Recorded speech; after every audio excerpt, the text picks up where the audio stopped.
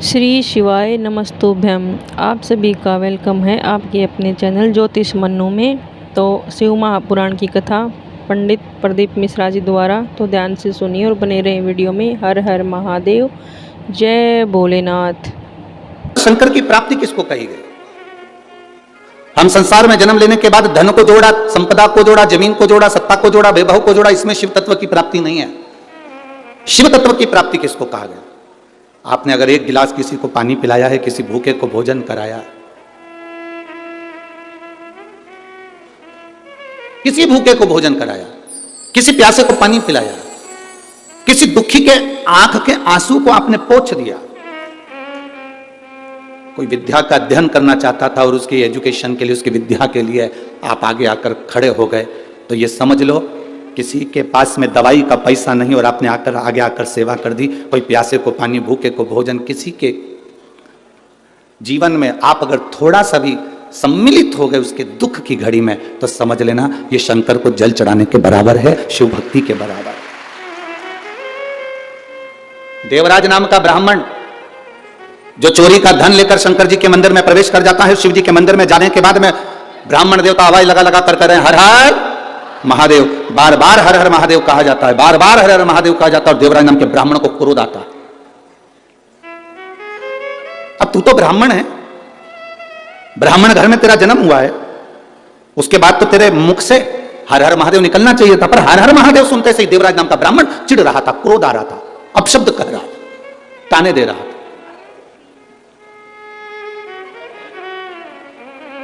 संसार में ऐसे बहुत सारे हैं जिनको भगवान के नाम से चिढ़ हो सकती है, जिनको भगवान के भजन से चिढ़ हो सकती है, भगवान की भक्ति से चिढ़ हो सकती है, पर हमें उसका स्मरण नहीं करना है कि कौन चिढ़ रहा है, कौन अपशब्द कर रहा है, कौन ताने दे रहा है, कौन आड़ा टेढ़ा कर रहा है, हमें उससे कोई मतलब नहीं। क्या किसको रोइए? जम जम के बोलो जरा, क्या किसको रोइए? चादर तान के सोइए। आग लगे बस्ती में, खूब अच्छे से जिंदगी जियो। जरा जरा सी बात में उसने बोल दिया तुम रोने बैठ गए, उसने कह दिया तुम रोने बैठ गए, आग लगे बस्ती में, अपन रहो मस्ती में। जो जितना मना करे, मंदिर के सामने से निकल कर जा रहे हो, लोग तुम पर हंस रहे हैं। बताओ, ये चल दी आने के लिए, ये चल दी सियोर वाले महाराज की चेली, चली पानी चढ़ाने के लिए शंकर जी को, और तुम रूठ गई, गुस्सा आ गया, तुम्हें क्रोध आ गया। नहीं, वो जितना जितना बोले तुम उतनी जोरदार खजूर वाली चोटी बनाओ, चूड़ा मुड़ा घस के फिर जा। आग लगे बस्ती में, अपन रहो मस्ती में, खूब जोरदार तरीके से। भगवान के सामने कभी भी उदास मन से नहीं जाना, बिल्कुल मत जाओ। अपने यहां तो भजन में भी लोग कहते हैं, तेरे माथे मुकुट विराजे, तेरे काने कुंडल साजे, तेरे माथे मुकुट विराजे, तेरे कानों कुंडल साजे, तेरे मुख में नागर पान, अनोखी थारी जाती। ओ महाराज ददरउआ सरकार, अनोखी थारी जाती। जय हो बालाजी महाराज, अनोखी थारी, अनोखी थारी झांकी, अनोखी थारी झांकी। महाराज ददरउआ सरकार, आपके चेहरे पर प्रसन्नता हो, आपके चेहरे पर स्माइल हो, आप भगवान के सामने खड़े हो, चेहरा उतरा हुआ नहीं, रोते हुए नहीं, भगवान के सम्मुख में तुम्हारी प्रसन्नता मूल है। देवराज नाम का ब्राह्मण चिढ़ रहा है, क्रोध कर रहा है, चोरी का धन उसके साथ में है, आवाज लगा रहा है, ब्राह्मण देवता चिल्ला रहे हर हर महादेव, और ये चिढ़ रहा है। उठा, बाहर गया, चोरी का धन भी साथ में ले गया। बहुत अंतर पड़ता है भोजन का भी और धन का भी, बहुत अंतर पड़ता है। जैसा खाया अन्न वैसा हो गया मन, जैसा अन्न ग्रहण करा है वैसा मन हो जाता है।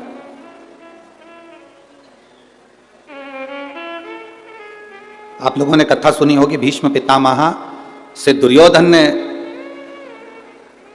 कितने कितने शब्द कहे, कितने शब्द।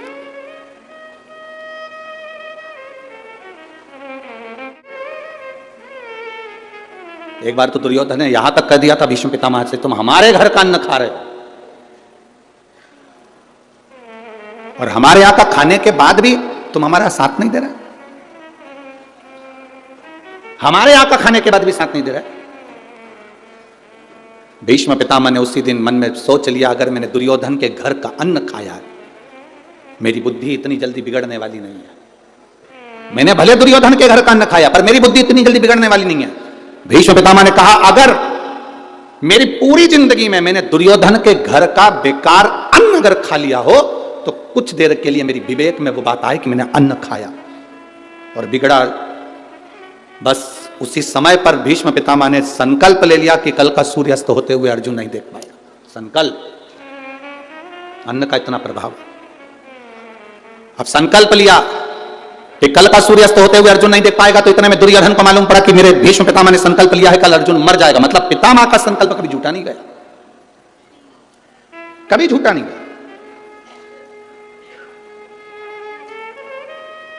दुर्योधन ने पूरे हस्तिनापुर में और पूरे युद्ध मैदान में, कुरुक्षेत्र की भूमि पर, अपने टेंट में, अपने पंडाल में अपनी ओर मोतीचूर के लड्डू बांटे। जब दुर्योधन ने मोतीचूर के लड्डू बांटे तो वो लड्डू लेकर कोई भगवान कृष्ण के दरवाजे पर उनके टेंट में पहुंच गया, उनके पंडाल में पहुंच गए। भगवान कृष्ण ने पूछा, ये लड्डू काय के हैं? तो जो द्वारपाल लड्डू खा रहा था उसने कहा, ये बूंदी के लड्डू हैं। द्वारिकाधीश ने कहा, ये बूंदी के लड्डू तो मुझे भी दिख रहे हैं कि बूंदी के हैं। ये नुक्ति के लड्डू, ये बूंदी के लड्डू तो मुझे भी दिख रहे हैं कि बूंदी के हैं। लड्डू काय के हैं? तो द्वार पर फिर बोला, ये बूंदी के ही तो लड्डू हैं। भगवान द्वारकानाथ ने कहा, ये तो मुझे दिख रहा है कि बूंदी के लड्डू, लड्डू काय के? तो क्या ये बूंदी के ही हैं? अब भगवान को क्रोध आया। भगवान ने कहा, मुझे दिख रहा है कि बूंदी के लड्डू हैं, मैं ये पूछ रहा हूं ये लड्डू काय का है? फिर द्वारपाल बोला, लड्डू खाता खाता बूंदी के हैं। अब द्वारकाधीश जब बोले, फिर द्वारकाधीश ने कहा, देख मैं तेरे से एक बात कह रहा हूं, मुझे ये बता दे कि ये लड्डू काय के हैं? फिर द्वारपाल ने लड्डू खाकर कहा, बूंदी के। भगवान द्वारिकाधीश मुस्कुरा कर बोले, अब मुझे ये बता, ये लड्डू कौन बंटवा रहा है? तो द्वारपाल बोला, ये दुर्योधन बंटवा रहा है। अच्छा, क्यों बंटवा रहा है? कल अर्जुन मर जाएगा, भीष्म पितामह ने संकल्प लिया। अच्छा, भगवान कृष्ण ने कहा, जल्दी से मेरे को भी 4 लड्डू दे दे। द्वारकाधीश ने 4 लड्डू लिए, द्रौपदी के कक्ष में प्रवेश कर गए और द्रौपदी के कक्ष में प्रवेश कर द्वारकाधीश ने आवाज लगाकर कहा, द्रौपदी, ए द्रौपदी। द्रौपदी आई, भैया आप, क्या बात है? भगवान ने कहा, ले द्रौपदी लड्डू खा ले। द्रौपदी ने पूछा, काहे के लड्डू है? भगवान बोले, मोतीचूर के हैं, तू खा। इस लड्डू की कहानी बड़ी विचित्र, तू तो खा ले। द्रौपदी ने लड्डू लिया, खाते खाते फिर पूछा, लड्डू काहे के? भगवान बोले, मोतीचूर के हैं। अब द्रौपदी ने पूछा, इतनी रात के 1:30-2 बज रही है, रात्रि का दूसरा पहर हो रहा है और तू मुझे लड्डू खिलाने आया, आखिर ये लड्डू कौन ला कर दिया? तो कहा, मेरे द्वारपाल ने दिए। क्यों दिए? कल भीष्म पितामह ने प्रतिज्ञा करी है, कल अर्जुन मर जाएगा, सूर्यास्त होते हुए नहीं देख पाएगा। तो मैंने सोचा अपनी बहन का पति मरने वाला है, कल तो मैं लड्डू आज ही खिलाया। भगवान बोले, जैसे ही बोले तो द्रौपदी ने कहा, लाओ मेरे को 2 लड्डू और दो तुमने छुपा के रखे। द्वारकाधीश ने 2 लड्डू और दिए तो द्वारकानाथ ने कहा, द्रौपदी तेरा पति मरने वाला और तू लड्डू खा रही है? द्रौपदी बोली, जब भाई खिला रहा है तो अच्छे से खाओ, बाद में देखा जाएगा।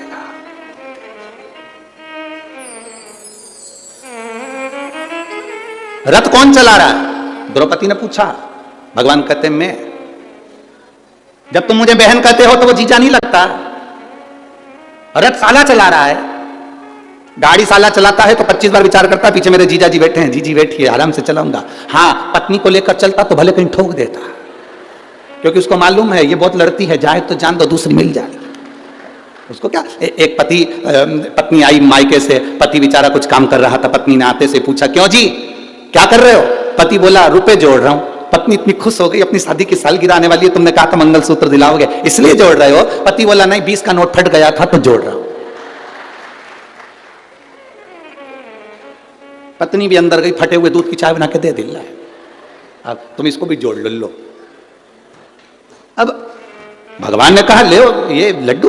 द्रौपदी ने लड्डू खाया और भगवान से कहा, आप कह रहे हो मेरा पति मरने वाला? हाँ, भीष्म पितामह की प्रतिज्ञा खाली नहीं जा सकती। उन्होंने प्रतिज्ञा करी थी, जीवन भर कुंवारा रहूंगा, तो कुंवारे रहे।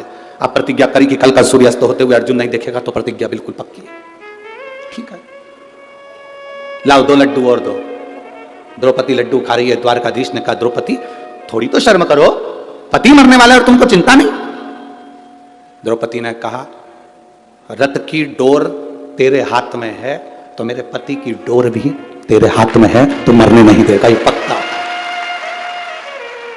अब सौंप दिया इस जीवन का सब भार तुम्हारे हाथों, है हार तुम्हारे हाथों में, और जीत तुम अपने हृदय लगा लो, गिरा जा रहा उठा लो, भोले अपने दर से अब तो न टालो, गिरी जा रही हो उठा लो। वो कृपा जब करता है, अभी हमने कहा कि महाराज जी कथा करवाए, गुरु बाबा की कृपा हुई, यजमान पर कृपा हुई, कथा हुई, ददरुआ धाम सरकार के पावन चरणों में कथा का लाभ ले रहे हैं। हम इतना जरूर कहेंगे, अगर बालाजी ने, हनुमान जी ने तुमको यहाँ कथा सुनने के लिए बुलाया है शिव जी की, तो खाली तो नहीं जाओगे, ये झोली भरी जरूर जाएगी, निश्चित है।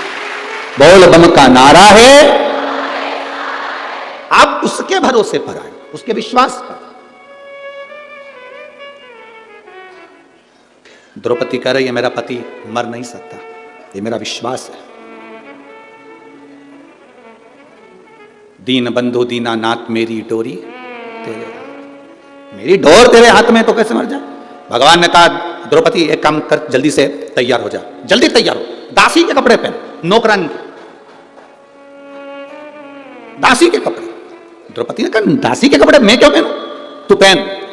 दासी के कपड़े पहनाए भगवान ने और कहा, चल भीष्म पितामह के कक्ष में। पितामह को नींद नहीं आ रही होगी क्योंकि कल अर्जुन मरने वाला है, तू जाके उनके चरण छूना, आशीर्वाद लेना, वो अखंड सौभाग्यवती का आशीर्वाद तुझे दे देंगे, काम खत्म। तो चल मेरे साथ। द्रौपदी दासी के कपड़े पहनकर चली, पांव में जूतियां पहन गई द्रौपदी, पांव में चप्पल पहन गई। भगवान ने आवाज लगी, द्रौपदी रुक रुक रुक, इधर जल्दी आ। द्रौपदी ने कहा, क्या भैया, चप्पल निकाल जल्दी से। द्रौपदी के पांव की जूतियों को, चप्पल को भगवान ने चप्पल में चप्पल फंसाया और काली कम्बल ओढ़कर एक वृक्ष के नीचे चप्पल का टेका लगाकर मेरा द्वारकाधीश सो गया, मेरे द्वारिका के नाथ सो गए। चप्पल का टेका लगाकर काली कम्बल ओढ़कर जो मेरा द्वारका का नाथ सोया। द्रौपदी को कहा, कोई पूछे कि अंदर क्यों जा रही हो, कहना मैं दासी हूं, झूठे बर्तन उठाने जा रही, चले गए। दरवाजे पर जैसे पहुंचे, द्वारपालों ने मना करा, तुम कौन, दासी, मैं झूठे बर्तन उठाने में। अंदर चली गई। भीष्म पितामह खिड़की के पास खड़े थे, नींद नहीं आ रही थी। द्रौपदी ने चरण पकड़ लिए। भीष्म पितामह को लगा दुर्योधन की पत्नी रोज सुबह जल्दी स्नान करके मुझे प्रणाम करने आती है, आज और जल्दी आ गई। उनको क्या मालूम था, वो तो समझे दुर्योधन की पत्नी है, उनको क्या मालूम था कि ये द्रौपदी है। उन्होंने तुरंत जो देखा, द्रौपदी तो इतना इतना पल्लू लेकर गई थी, क्योंकि सेविका थी, दासी थी, दासी इतना पल्लू करके जाती थी राजभवन। सेविका पल्लू का फायदा कितना है। माताएं 2 बार पल्लू करती है, एक बार शादी कर आती है तब इतना पल्लू रखती है, क्योंकि मुंह दिखाई होती है तो सोने की रकम मिलती है। और दूसरी बार माताएं इतना पल्लू जब रखती है जब घर में कोई बुढ़ा बुढ़ी मरता है, कोई बुजुर्ग जब मरता है तब इतना पल्लू रखती है, क्योंकि आंख में आंसू तो एक भी नहीं आता, बस अंदर डिजाइन में चिल्लाती रहती है। अब बोले तो बोले, पहले था पल्लू का नियम इतना, धीरे धीरे यहां आया, फिर यहां गया। अब तो वो लाइन आती है ना, देखते रह जाओगे, बस अब पल्लू दिखता ही नहीं है। आपके नजर आ रहे पल्लू।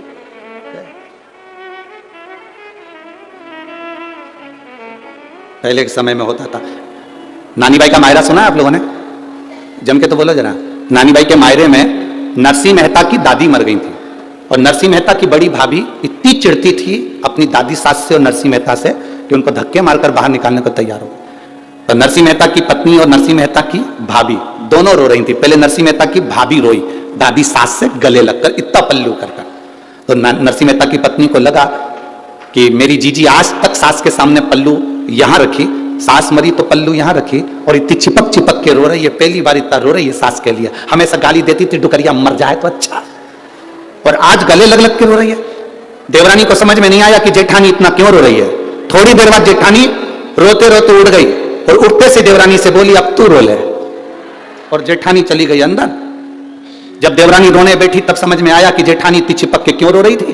सास के कान में यहां पे सोने की मूर्तियां थी, उसको दांत से कतर रही थी, और दांत से कतर के उसको मुंह में भर लिया और मटके में ले जाके डालकर कहा जल्दी ले जाओ, जल्दी। अब कह रही है ले जाओ। वावारी दुनिया मतलब की दुनिया में किसी कौन किसका, कौन किसका। अरे आप सबको ददरुआ धाम वाले महाराज जी को धन्यवाद देना चाहिए जो हर साल कुछ ना कुछ अच्छा आयोजन कराकर आपका जीवन का कल्याण कर दे प्रतिवर्ष। और हमें तो सुनने को मिला 27 साल से लगातार चल रहा है। ये प्रभु कृपा नहीं तो और क्या है, ये दया नहीं तो और क्या है।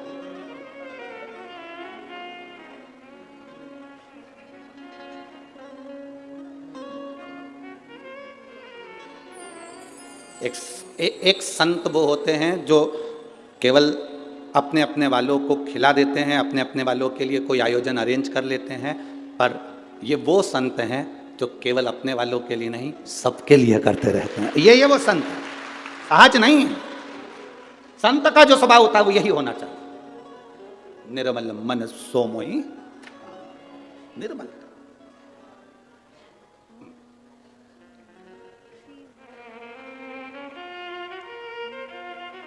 भारत पल्लू कर कर चली गई द्रौपदी।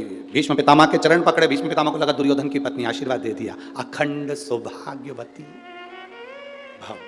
तुम तो बोलो, जरा जम के बोलो, अखंड भाव। फिर से बोलो, हाथ उठा के तो बोलो, हाथ उठा के, अखंड सौभाग्यवती भाव। फिर से बोलो, फिर हाथ उठा के बोलो जरा अच्छे से, पूरा पूरा बोलो, अखंड सौभाग्यवती भव। फिर वापिस फिर नहीं, हम तुमसे बुलवाकर इसलिए देख रहे हैं क्योंकि सुदामा जी गए थे और जब उन्होंने द्वारकाधीश ने सुदामा जी से कहा था देखो तुम्हारी बहुएं तुम्हें प्रणाम करने के लिए आएंगी, तुम्हारी सब घर की मेरी जितनी पत्नियां हैं सब प्रणाम करने आएगी, तुम आशीर्वाद देना। सुदामा जी के पास में द्वारकाधीश बैठ गए थे और सब रानियों से कह दिया था मेरा दोस्त आया है, उम्र में बड़ा है, सब प्रणाम करना। एक एक रानी आना लाइन से, आशीर्वाद लेके जाना। सब लाइन आती रही, इसलिए हम प्रैक्टिकल कर रहे हैं कि उन्होंने 16,108 बार कैसे दिया होगा। अभी कितनी बार दिया तुमने? 4 बार। चालू हो जाओ 16,108। चलो चालू करो, हाथ उठाकर, अखंड सौभाग्य। 5 6 हाथ पूरा उठाओ। 7 8 9 10। आज ददरुआ धाम में पूरी प्रैक्टिस अपनी करना है। फिर वापिस बोलो, 11। बस सुदामा जी भी यही कर रहे थे, आशीर्वाद दे रहे थे, अखंड सौभाग्यवती भव, अखंड सौभाग्यवती भव, अखंड सौभाग्यवती भव, अखंड सौभाग्यवती भव, अखंड सौभाग्यवती भव, अखंड सौभाग्यवती भव, अखंड सौभाग्यवती भव, अखंड सौभाग्यवती भव। थोड़ी देर बाद द्वारकाधीश से पूछा, कन्हैया इधर। कन्हैया बोला क्या तेरी है? हाँ अपनी है, चलने दे। अखंड सौभाग्यवती भव, अखंड सौभाग्यवती भव। 60-70 निकल गई। कन्हैया ये भी तेरी है? हाँ अपनी है। सौभाग्यवती भव। अखंड गायब हो गया। सौभाग्यवती भाव, सौभाग्यवती भाव, सौभाग्यवती भाव, सौभाग्य। कन्हैया 200 और निकल गई। ये भी तेरी है? हाँ चलने दे। भाव भाव भाव भाव। कन्हैया ये भी तेरी है? हाँ कितनी है? 16,108। कन्हैया सुदामा जी बोले मुझे मेरे घर छोड़िया, मेरी पत्नी को अखंड सौभाग्यवती का आशीर्वाद की जरूरत पड़ जाएगी, छोड़िया मुझे, मैं नहीं दे सकता। कन्हैया बोले अभी तो तेरी बहुएं आई हैं, इसके बाद इनके बच्चे आएंगे। तो कन्हैया ने जैसे ही कहा तो सुदामा जी ने पूछा कितने बच्चे हैं? भगवान कृष्ण बोले शंकर जी की कृपा से एक एक रानी से 11-11, 10 छोरा 1 छोरी, 1,77,186। सुदामा जी सिंहासन से नीचे गिर गए। रहने दे दादा, पूरा जिला यहीं बसा लिया, रहने दे तू, मेरे घर छोड़ दिया। तुम पूरी सुदामा जी की कथा देखना। सुदामा जी जैसे आए थे वैसे और डंडा टेक के गए, इतना दे गए, दादा लोग कह रहे थे कि भगवान द्वारकाधीश ने 3 लोक का राज्य दिया, कोई द्वारकाधीश से पूछे सुदामा ने क्या क्या दिया, क्या नहीं दिया। अब भीष्म पितामह ने कह दिया, क्या बोले भीष्म पितामह द्रौपदी को, बोलो जम के बोलो, हम तुमसे इतना नहीं खिलवाएंगे, बोलो जम के बोलो। अखंड सौभाग्यवती भाव।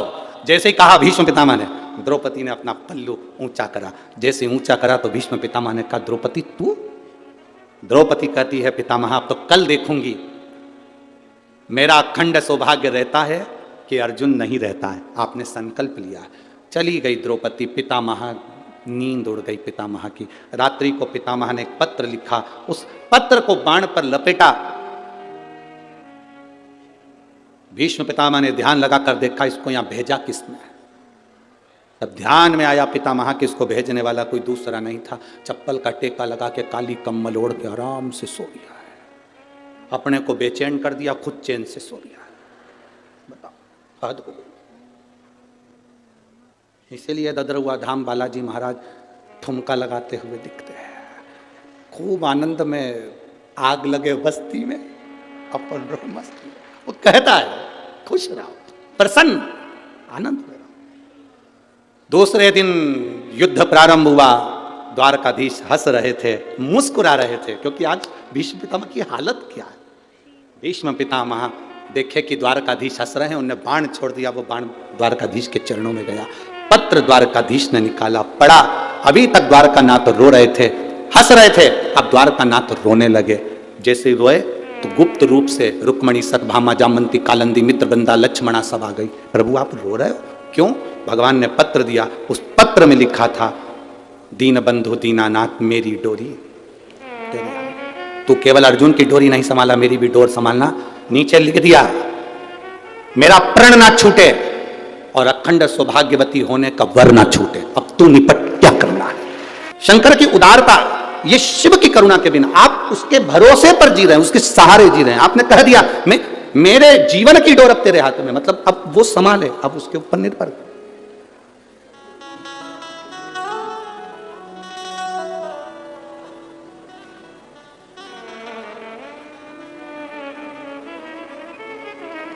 अब सौंप दिया इस जीवन का सब भार तुम्हारे, संपूर्ण जीवन का भार हमने उसको दे दिया। अब हमारा नहीं कुछ, हम उसको दे दिए।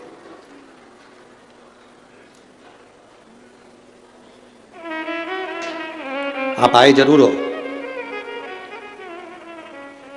अब ये ददरुआ धाम की जो भूमि है, यहाँ आसपास में कोई बहुत होटलें नहीं हैं, है क्या? जम के बोलो जरा। नहीं। कोई रहने के लिए कोई बहुत सारी व्यवस्था है क्या? नहीं। जो कुछ भी बालाजी सरकार ने गुरु जी महाराज के माध्यम से, महाराज जी के माध्यम से व्यवस्था करवाई, वो ये व्यवस्था है। अब तुम यहाँ किसी रिश्तेदार से मिलने के लिए नहीं आए। यहाँ 5 दिन तुम डेरा जमा कर डॉक्टर हनुमान जी से शिव महापुराण की कथा सुनने के लिए अगर आए हो, तो ये मेरा विश्वास कहता है इस डॉक्टर का इलाज चालू हो गया और ये शंकर रूपी कथा का रस तत्व तुम्हारी जीवन में पहुंच गया, तो 5 दिन की कथा के बाद तुम्हें किसी डॉक्टर के पास जाने की जरूरत तो नहीं। उसकी भक्ति करें, उसका स्मरण।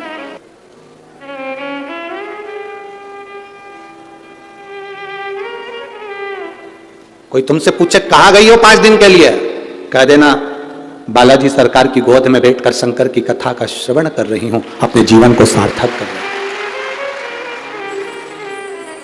ददरुआ धाम, हाँ, मैं जंगल में, तो कहना जंगल में ही तो मोर नाचता है। बालाजी सरकार भी इसी जंगल में बैठकर नाचकर दुनिया का कल्याण कर देती है। इस जंगल में, हाँ, उसकी प्राप्ति का केंद्र बिंदु है। कहीं शहर में कथा होती तो मन भटकता कि वहां भी हो जाऊं, वहां भी हो जाऊं, वहां पर भी हो जाऊं। यहां तो 6-7 बजे के बाद तुम्हारा मन क्या, तुम ही नहीं भटकोगे। मन क्या, तुम ही ना भटको। रेंद्र दादा यहीं बैठो और ढोलक पीट पीट के हरिओम में मेरा बोला नगर। अब तुम्हारा तो मन करे सो तो आ जाना, बस यहीं बैठे भजन करा, स्मरण करा, कीर्तन करा, मंत्र जाप करा, नाम जाप करा, 5 दिन तक जपते रहे उसका नाम श्री शिवाय नमस्तुभ्यम बोलते रहे और अपने जीवन को सार्थक बनाते रहे। इससे बढ़कर सुख क्या है? इससे बढ़कर आनंद क्या है? लिख दिया, मेरा संकल्प भी नहीं टूटना चाहिए और मेरा आशीर्वाद भी नहीं छूटना चाहिए, उसके भरोसे छोड़ दिया। रानियों ने पूछा द्वारकाधीश से, क्यों रो रहे हो? पत्र पढ़ लो। पत्र पढ़ा तो रानियों ने कह दिया, क्यों चिंता करते हो? भीष्म पितामह ने जितनी एकादशी करी शायद दुनिया में किसी ने इतनी एकादशी नहीं करी। तो भीष्म पितामह ने जो एकादशी करी उसका पुण्य भीष्म पितामह को देना। क्या करना पड़ेगा? पितामह के लिए अर्जुन से कहो बाण छोड़े, पितामह के शरीर को वो बाण छुएंगे, लगेंगे। दुनिया को लगेगा कि भीष्म पितामह बाणों की सैया पर पड़े हैं, पर भीष्म पितामह बाणों की सैया पर नहीं। पितामह ने जितनी एकादशी करी है वो सारी एकादशी बाण बनकर भीष्म पितामह को अपने हाथ पर झेल लेगी, उसको मरने नहीं देगी। जिसको इतने सारे बाण चुभे हैं उसको कितना कष्ट होगा, पर भीष्म पितामह का पूरा शरीर देखो, पूरी कथा देखो, कि महाभारत को उठाकर एक एक पर्व को पढ़कर देखना, उसमें भीष्म पितामह बड़े आनंद से बाणों की सैया पर पड़े। द्वारकाधीश पूछ रहे हैं मरते क्यों नहीं हो, दर्द नहीं हो रहा, कष्ट नहीं हो रहा? भीष्म पितामह कह रहे हैं मुझे तो लगता ही नहीं कि मैं बाणों की सैया पर हूं, मुझे तो लगता है जैसे मैं मेरी मां की गोद में सोया हुआ हूं, मेरी मां की गोद में सोया। एकादशी ने भीष्म पितामह को झेल कर रखा था। एकादशी शिव कथा कह रही है।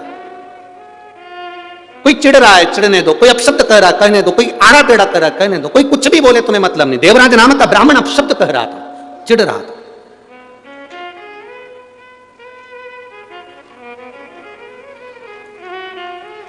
चिढ़ रहा।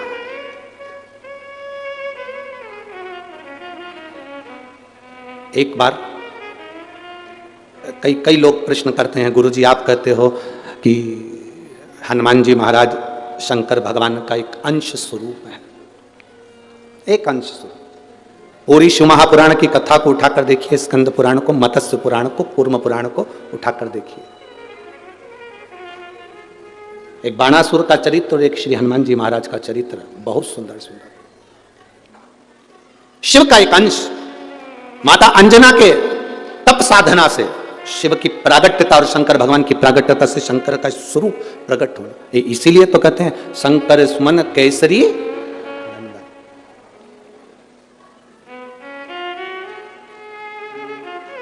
शिव का एक स्वरूप है हनुमान जी महाराज। हम तो हमेशा कहते हैं अगर आप हनुमान जी का भी दर्शन कर रहे हैं तो यह अंदाजा लगाकर रखें कि आप शंकर का दर्शन कर रहे हैं। आप शंकर का दर्शन कर रहे हैं तो यह अंदाजा लगाकर रखें कि आप हनुमान जी का दर्शन कर रहे हैं। सब एक, कोई भेद नहीं, सब एक, कोई भेद नहीं। देवताओं में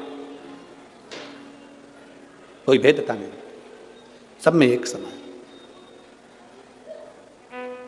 भगवान कृष्ण ने गीता किसको सुनाई थी?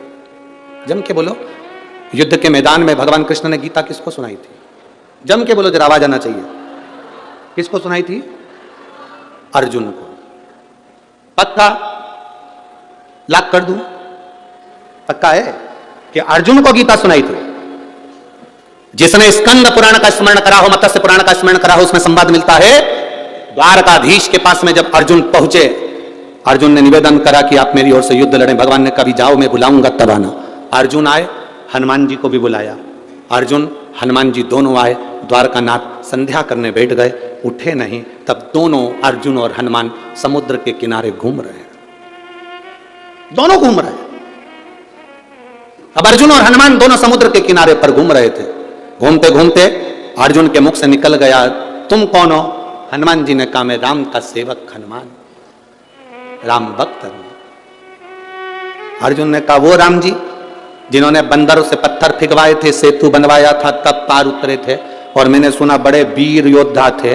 वो चाहते अगर मेरे जगह पर मैं होता तो पत्थर फेंकने नहीं देता, एक बाण छोड़ता, यहां से लेकर समुद्र के उस पार पुल बना देता। अर्जुन ने कहा मैं होता तो पुल बना देता, बाण छोड़कर यहां से लेकर वहां तक का एक पुल तैयार कर देता। हनुमान जी ने कहा तू पुल बनाता, मेरे जैसा एक बंदर लात रखता तो टूट जाता। तू पुल बनाता, मेरे जैसा बंदर एक लात रखता, बानर, टूट जाता। अर्जुन ने कहा टूट नहीं सकता, और तोड़ दिया तो अर्जुन ने कहा तू तोड़ के बता दे, मैं अपने शरीर को जलाकर भस्म कर दूंगा, पक्का। ठीक है, तू बना पुल। अर्जुन ने बाण का पुल बना दिया। हनुमान जी ने जो पांव धरा तो सब टूट के चर्र करके सब टूट गया। जो टूटा तो अर्जुन समाधि में लीन होने के लिए लकड़ियां जमाने लगे। इतने में द्वारकाधीश आकर खड़े हो गए। अर्जुन क्या कर रहे हो? मैं हनुमान से हार गया, इसलिए मैं शरीर को त्याग रहा हूं। अर्जुन, तुम हनुमान से नहीं आ रहे हो, तुमने राम की निंदा कर दी है। जो जीव परमात्मा की निंदा करता है, चाहे राम की करे, चाहे कृष्ण की करे, चाहे संत की करे, चाहे साधु की करे, चाहे गुरुजन की करे, चाहे शिव की करे, संसार में जन्म लेने वाला अगर मनुष्य संत गुरु भगवान की निंदा करता है तो वो कभी उन्नति की सीढ़ी पर नहीं चढ़ सकता, वो नीचे ही धकेलेगा, जाएगा जमीन, वो ऊपर नहीं जा सकता।